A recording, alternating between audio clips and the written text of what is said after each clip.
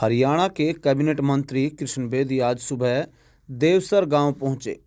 पहले उन्होंने मां दुर्गा भवानी मंदिर में पूजा की और उसके बाद ग्रामीणों की समस्या सुनी।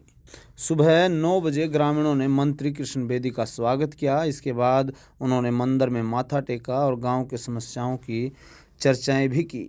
मंत्री ने पानी की समस्या के समाधान के लिए भिवानी के एसडीएम महेश कुमार को निर्देश भी दिए। इसके साथ साथ कृष्ण बेदी ने झारखंड और दिल्ली चुनाव पर भी विश्वास जताते हुए कहा कि बीजेपी को भारी जीत मिलेगी। कांग्रेस पर निशाना साधते उन्होंने कहा कि हार से बौखलाई कांग्रेस बेबुनियाद आरोप लगा रही है। वहीं कृष्ण बेदी ने जन समस्याओं को लेकर क्या कुछ कहा वो हम आपको सुनाते हैं। उसके साथ साथ अन्य राज्यों में होने वाले चुनाव और हो रहे चुनाव पर क्या कुछ कहा ये भी आप सुन लीजिए। भिवानी से जोनी कुमार की रिपोर्ट, सिटी तहलका। भिवानी पहुंचे हैं, देव से मां का यहाँ पर आशीर्वाद दिया है, अपने जो कार्य शुरू किया। आज देवेश्वर धाम जहाँ माँ दुर्गा स्वयं अपने स्वरूप में प्रकट हुई और इस धाम की चारों ओर बहुत ही ख्याति है, बहुत लोग यहाँ पर आस्था रखते हैं। मैं भी आज अपने साथियों के साथ, हमारे ऋतिक वधवा जी हैं, डिल्लू भाई साहब हमारे सरपंच साहब हैं और हमारे बहुत से साथीगण यहाँ पर आज नतमस्तक होने के लिए आए हैं।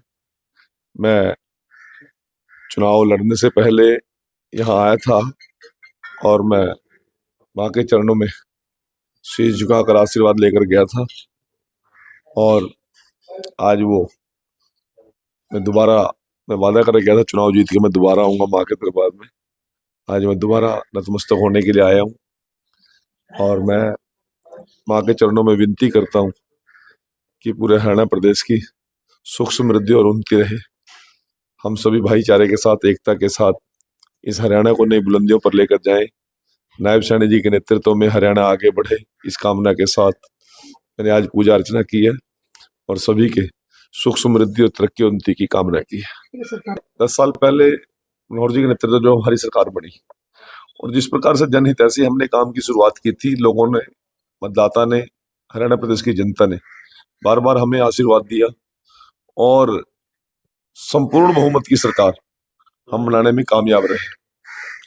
आज तीसरी बार लगातार हरियाणा में सरकार बनाने का रिकॉर्ड है। ये जो हमने योजनाएं शुरू की थी आखिरी टील तक पानी पहुंचाने की, वो मनोहर लाल जी ही कर सकते थे। घर बैठे बुढ़ापा पेंशन की सुविधा, पूरे गांव के अंदर से लाल डोरा समाप्त कर दिया। शहरों के अंदर जो सैकड़ों सैकड़ों सालों से लोग काबिज थे परंतु मालिकाना हक नहीं था उनके पास, उनको मालिकाना हक दे दिया।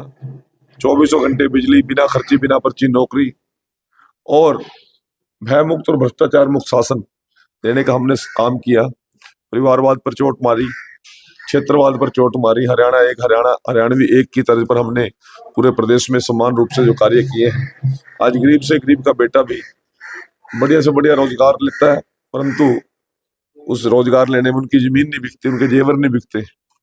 ये जो शुरुआत की थी उस पर लोग बार बार हमें मैंडेट दे रहे हैं और जो मैंडेट दिया है लोगों का आशीर्वाद है।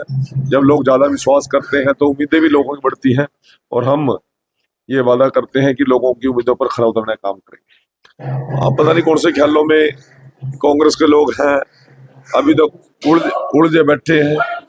उनको अभी तक विश्वास ही नहीं हो रहा कि हरियाणा की जनता ने उनके खिलाफ मतदान किया। तो आज वो किस प्रकार की योजना बना के बैठे हैं मुझे तो पता नहीं लग रहा, परंतु वो बिना वजह ईवीएम पर जब 5/5 उनको सीटें मिली तब तो कहते थे ईवीएम ठीक थी। हिमाचल में सरकार बनी, कर्नाटक में सरकार बनी, हरियाणा प्रदेश के अंदर भी वो 37 सीटें ले गए, तब तो ईवीएम ठीक थी। आज ईवीएम खराब हो जाती है। वो तो महकमे बांटे बैठे थे, सरकार के अंदर ओहदे बांटे बैठे थे, उनको आज होश ही नहीं है, बेहोशी की हालत में है वो। और यदि ईवीएम हैकिंग का कोई सिस्टम होता तो 90 की 90 सीट निकालते हम, तो 48 पे क्यों रुकते। अब हाईकोर्ट जाने की अपील कर रहे हैं, हाईकोर्ट जाने की अपील कर रहे हैं। क्या वो हाईकोर्ट जाए, सुप्रीम कोर्ट जाए, जेब मिटाने के लिए कुछ ना कुछ ऐसे बहानेबाजी करेंगे, परंतु लोगों को सच्चाई का पता है। वो आज इस सच्चाई से दूर है। कांग्रेस ने जब जब सच्चाई से आंखें मूंदी है तब तक लोकतंत्र के अंदर उनका ये हार का मुंह देखना पड़ा। वो अपनी आंखें और दिमाग को जगा के काम नहीं कर रहे, वो तो बेहोशी की हालत में है। देखिए कल झारखंड में चुनाव समाप्त हुआ, दिल्ली में होने वाले, इसके बारे में क्या कहना चाहिए? चुनाव ये जिस प्रकार से एग्जिट पोल आए हैं या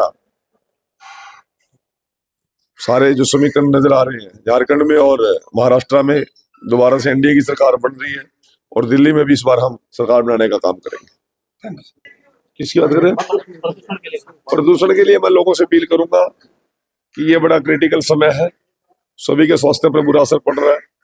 हम लोगों को ज्यादा से ज्यादा आग जलाने से बचना चाहिए, यह प्रदूषण का सबसे बड़ा कारण है। मेरे किसान भाइयों से भी अपील है, मैं आम नागरिक से भी अपील करता हूं, प्रदूषण को रोकने के लिए हमें जितने भी प्रयास किए जा सकते हैं उतने करने चाहिए।